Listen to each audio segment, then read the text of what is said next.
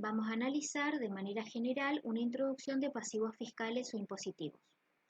Cuando hablamos de pasivos fiscales o impositivos, nos referimos justamente a aquellas deudas u obligaciones que el contribuyente o el ente tiene o adquiere como consecuencia de realizar ciertas actividades lucrativas en las cuales el Estado actúa como sujeto activo, es decir, actúa como recaudador. Para poder configurar estos pasivos fiscales o impositivos, nosotros tenemos que identificar estos conceptos generales de impuestos, tasas y contribuciones, reconociendo que en todo momento los impuestos, tasas y contribuciones existen en virtud de una ley nacional, provincial o municipal, de ordenanzas o de códigos. En cualquiera de los tres casos estamos hablando de prestaciones pecuniarias o en dinero que el contribuyente debe pagar al Estado. En el caso de los impuestos hablamos de prestaciones pecuniarias que el contribuyente le paga al Estado en virtud del código o de leyes o de ordenanzas como consecuencia de realizar actividades lucrativas y que estas actividades lucrativas le dan una ganancia al contribuyente. Dentro de esta categoría encontramos entonces, por ejemplo, a los ingresos brutos, al IVA, al impuesto a las ganancias, etc. Luego vemos la diferenciación con las tasas. Las tasas también son prestaciones pecuniarias, pero que el contribuyente debe pagar porque ha recibido del Estado algún servicio administrativo. Por ejemplo, en el ámbito municipal, las tasas municipales que tengan que ver, como por ejemplo barrido, limpieza, recolección de residuos, conservación de parques y paseos, etc. Cuando hablamos de contribuciones, hablamos que el contribuyente debe pagar cierto monto de dinero como consecuencia de recibir cierto beneficio por obras que el Estado realiza y que revalorizan eventualmente su propiedad, como por ejemplo los asfaltados, empedrado, cordón cuneta. Una vez que nosotros diferenciamos a estos tres conceptos iniciales, por supuesto que ubicamos que esto se desarrolla en función de la existencia de un sujeto activo, que es el Estado que recauda, y un sujeto pasivo, que es el contribuyente que paga.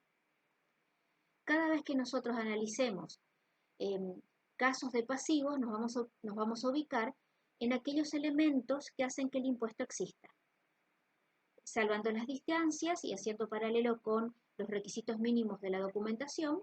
En este caso serían requisitos mínimos de los impuestos. Una vez que nosotros analizamos los elementos del impuesto, identificamos los mismos en el caso hipotético de la recaudación, vamos a poder identificar cuáles son las cuentas representativas que corresponden a estos pasivos. Por ejemplo, vamos a tener ingresos brutos a pagar, IVA a pagar, tasas municipales a pagar, como también impuestos a las ganancias a pagar. Ahora van a aparecer también cuentas relacionadas que tendrán que ver, por supuesto, con los intereses.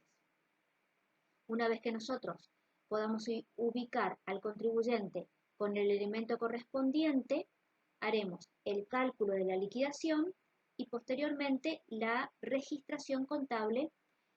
Generalmente hacemos al cierre para mostrar la posición de ese pasivo y eventualmente el pago posterior. Continuamos entonces con la identificación de los elementos del impuesto. Para continuar con el estudio de los impuestos, vamos a identificar aquellos elementos que son indispensables para la identificación de los tributos. Llamamos entonces elementos del impuesto. Desde lo jurídico es imprescindible que aparezcan dentro de la normativa. Una vez que nosotros identificamos cuáles son los elementos, estos elementos los encontraremos cada vez que arribemos a la lectura de leyes nacionales, provinciales o municipales que quedarán configuradas a través de estos elementos. Los elementos imprescindibles son los siguientes: el objeto del impuesto, el hecho imponible, el sujeto del impuesto, la base imponible, la alícuota, la declaración jurada, el período fiscal y las exenciones. Objeto del impuesto. Definimos como la razón de ser del impuesto. Aquí determinamos cuál es el foco de atención que tuvo el legislador al crear la norma. Dentro del objeto vamos a identificar diferentes actos. Actos grabados, aquellos actos que están alcanzados por el pago del impuesto. Los actos exentos, aquellos que si bien están alcanzados por el objeto del impuesto, están eximidos del pago mientras la normativa lo estipule. Y también encontramos aquellos hechos que están fuera del objeto, que estarán fuera del objeto de determinado tributo, pero alcanzados por otro. Una vez que determinamos el objeto, vamos a identificar el acto o circunstancia que hace nacer la obligación tributaria, es decir, el hecho imponible. Este hecho imponible debe existir, es decir, debe nacer, dice la ley. Debe tener un momento inicial en donde el contribuyente comienza a realizar actividades lucrativas. Sujeto del impuesto. Distinguimos dos tipos de sujetos principales, el sujeto activo y el sujeto pasivo. El sujeto activo es el Estado, el que recauda y cobra. El Estado nacional, provincial o municipal, a través de los organismos de fiscalización y de recaudación, llámese AFIP, DGR o municipalidad. El sujeto pasivo es el sujeto que paga, el que contribuye.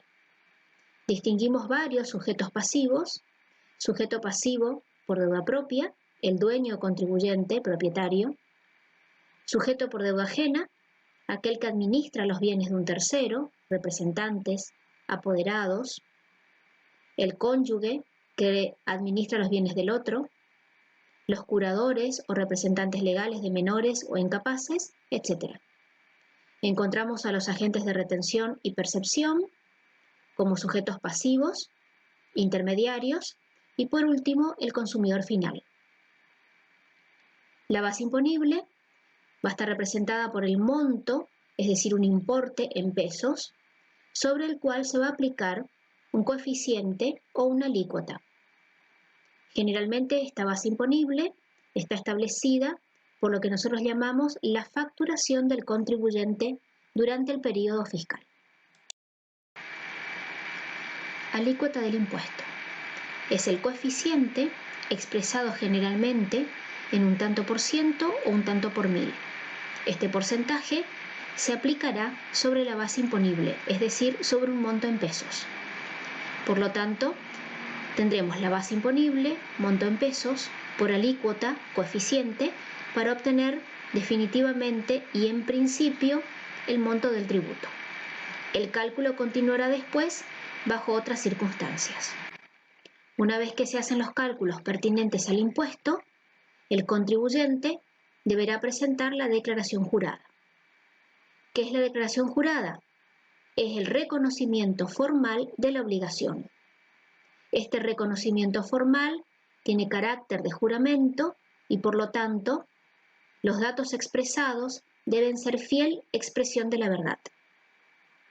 En la declaración jurada se van a volcar todos los datos que puedan identificar al contribuyente y a la obligación tributaria. Periodo fiscal. Luego de los cálculos concernientes a la declaración jurada, la misma se va a vincular con un periodo fiscal, es decir, con un lapso de tiempo que sirve como base para la aplicación del tributo. El periodo fiscal generalmente se traduce en el calendario, en el almanaque, a través del mes, del año o los trimestres. Todo va a depender del tipo de tributo y del tipo de jurisdicción. Ahora bien, el último elemento del impuesto es un caso específico, que son las exenciones, que representan aquellas situaciones en las cuales dentro del objeto están alcanzadas, pero que la ley enumera de manera taxativa y específica que no abonarán el impuesto correspondiente. Estas exenciones se realizan como consecuencia de que el legislador ha decidido favorecer ciertas actividades económicas para el desarrollo habitual en la economía. Volvemos a repetir que la conjunción de estos 8 elementos del impuesto estarán presentes en la normativa en general. Una vez analizados todos los elementos del impuesto, Nosotros vamos a ir directamente después a los prácticos, como para poder mostrar la técnica de liquidación y posteriormente la registración contable de estos casos significativos y muy generales de los impuestos.